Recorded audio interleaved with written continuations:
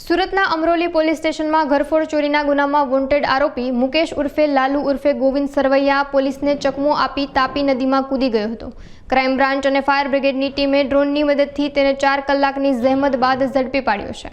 આરોપીને કોઝવે પર આવેલા પાડા પરથી લઈ જવામાં આવી રહ્યો હતો ત્યારે તકનો લાભ ઉઠાવી પાડા પરથી સીધો તાપી નદીમાં કૂદી પડ્યો અને નદીની વચ્ચે આવેલા એક ટાપુ પર પહોંચી ગયો હતો।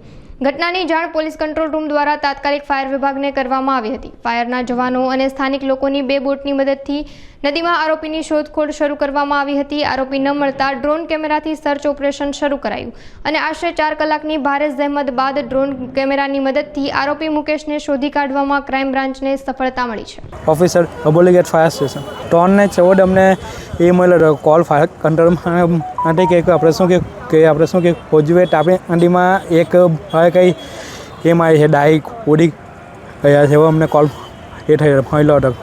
હાલ પોલીસ સ્ટાફને અમારા એ ચાલુ છે, ફાયર સ્ટાફ સારા બોટથી એ ચાલુ છે હાલમાં શોધખોળ ચાલુ છે। એ આપણે કોઈ એ કે ચોર શંકાસ્પદ ચોર છે એવું પોલીસ જણાવે છે કે કોઈ ચોર હતો શંકાસ્પદ ને પોલીસની ટીમ ને આપણી બીજી ટીમ એ ચાલે શોધખોળની કામગીરી ચાલે છે।